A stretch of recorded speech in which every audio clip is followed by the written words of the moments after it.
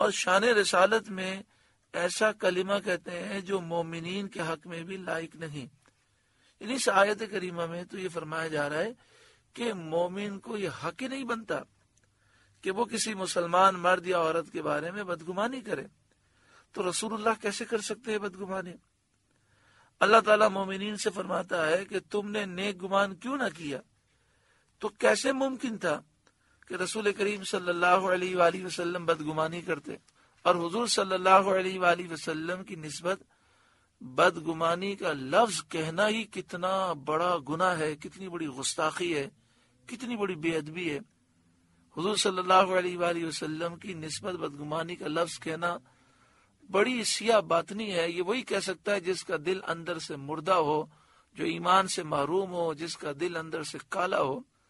خاص کر ایسی حالت میں یہ کہنا جبکہ بخاری شریف کی حدیث میں واضح الفاظ موجود ہیں کہ نبی کریم صلی اللہ علیہ وآلہ وسلم نے آیات کے نازل ہونے سے پہلے ہی فرما دیا اور قسم کے ساتھ فرمایا، قسم کھا کر فرمایا کہ میں جانتا ہوں کہ میرے اہل پاک ہیں، جیسا کہ ابھی اس سے پہلے ذکر ہوا. اس آیت کریمہ سے معلوم ہوا کہ مسلمان پر بدگمانی کرنا ناجائز ہے، اور جب کسی نیک شخص پر تہمت لگائی جائے تو بغیر ثبوت مسلمان کو اس کی موافقت اور تصدیق کرنا جائز نہیں. اول تو مسلمان کے ساتھ بدگمانی کرنا حرام ہے. اگر کوئی شخص کسی نیک آدمی پر تہمت لگائے، جب تک وہ ثبوت پیش نہ کرے ہمیں اس تہمت کی تصدیق ہرگز نہیں کرنی چاہیے، اور ثبوت بھی وہ ہو جو شرعی اعتبار سے صحیح ثبوت ہو. وَقَالُوا هَذَا إِفْكٌ مُبِينٌ، اور کہتے یہ کھلا بہتان ہے.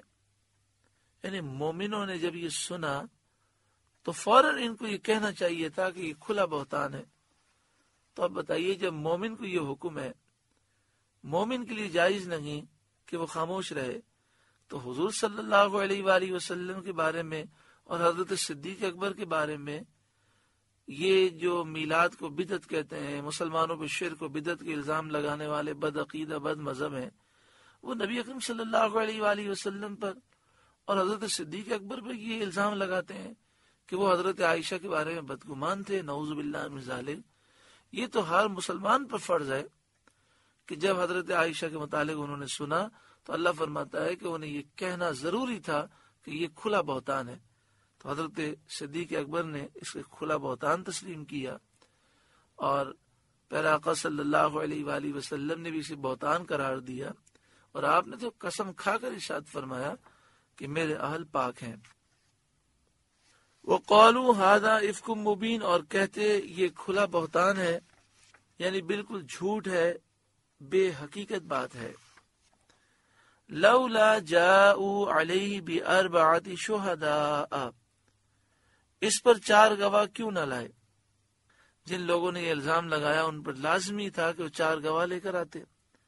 فَإِذْ لَمْ يَأْتُوا بِالشُّهَدَاءِ، تو جب گواہ نہ لائے، فَأُولَئِكَ عِندَ اللَّهِ هُمُ الْكَاذِبُونَ، تو وہی اللہ کے نزدیک جھوٹے ہیں.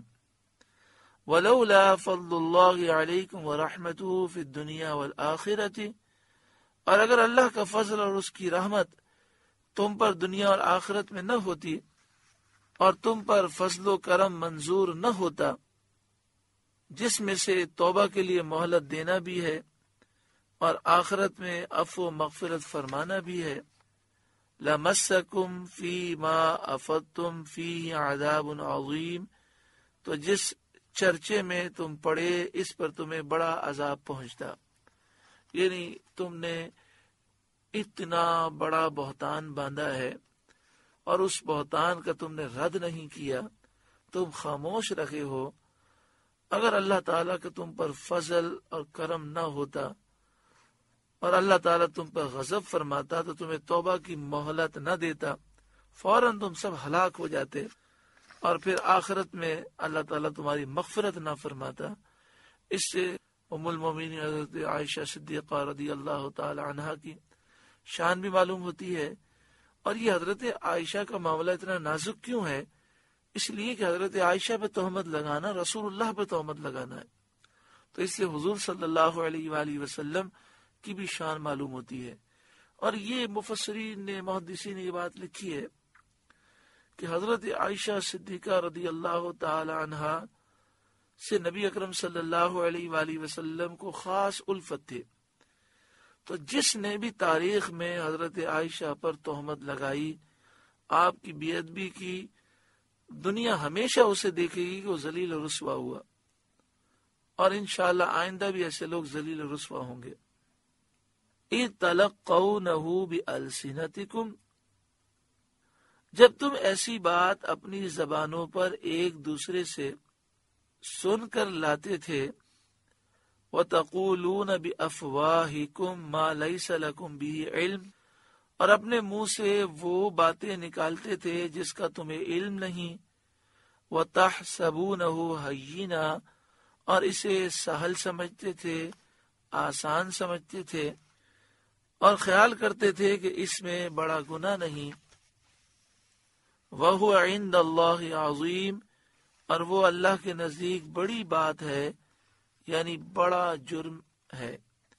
یعنی اے مسلمانوں، تم میں سے جو منافقوں کی باتوں میں آ گئے، اپنی زبان پر ایک دوسرے سے سن کر ایسی باتیں لاتے تھے، اپنے منہ سے وہ باتیں نکالتے تھے جس کا تمہیں علم نہیں، تم سمجھ رہے تھے یہ تو ہم ڈسکس کر رہے ہیں، اس معاملے کو تم نے آسان سمجھا، حالانکہ اس طرح کی باتوں پر ڈسکس کرنا، گفتگو کرنا ہی یہ اللہ کے نزدیک بہت بڑا جرم تھا، کہ حضرت عائشہ صدیقہ رضی اللہ تعالی عنہ کی شان و عظمت اللہ تعالی کی بارگاہ میں وہ بلند ہے کہ اس معاملے پر تم نے جو کلام کیا یا کلام سن کر خاموش رہے، تم نے رد نہ کیا، تم نے بہت بڑا گناہ کیا۔ آپ ان آیات کو دیکھیں، پورے قرآن پاک میں اتنی شدت کے ساتھ مذمت کسی اور گناہ پر محسوس نہیں ہوتی جتنی اس گناہ پر شدت کے ساتھ مذمت کی گئی۔ اس سے حضرت عائشہ صدیقہ رضی اللہ تعالی عنہ کی شان و عظمت معلوم ہوتی ہے۔ وَلَوْلَا إِذْ سَمِعْتُمُوهُ قُلْتُمْ مَا يَكُونُ لَنَا أَن نَّتَكَلَّمَ بِهَذَا، اور کیوں نہ ہوا جب تم نے سنا تھا، کہا ہوتا کہ ہمیں نہیں پہنچتا کہ ایسی بات کہیں، یہ ہمارے لیے روا نہیں، کیونکہ ایسا ہو ہی نہیں سکتا۔ یعنی یہاں پھر مذمت کی گئی، جب تم نے یہ سنا تو تم نے فوراً یہ کیوں نہیں کہا کہ ایسا ہو ہی نہیں سکتا، ہمارے لیے جائز ہی نہیں کہ ہم اس طرح کی بات کریں۔ سبحانک ھذا بہتان عظیم، الہی پاکی ہے تجھے، یہ بڑا بہتان ہے۔ تمہیں سنتے ہی فوراً یہ کہنا چاہیے تھا، سبحانک، الہی تجھے پاکی ہے، یہ بڑا بہتان ہے۔ اب اس آیت کریمہ میں فرمایا گا کہ تمہیں کہنا چاہیے تھا کہ الہی تجھے پاکی ہے، اس سے کہ تیرے نبی کی حرم کو فجور سے آلودگی پہنچے۔ اے مالک، تو پاک ہے، تیرے نبی پاک ہیں، اور یہ ہو نہیں سکتا کہ تیرے نبی کے گھر والوں کو اس طرح کے گناہ کی کوئی آلودگی پہنچ سکے۔ سبحانک، تجھے پاکی ہے۔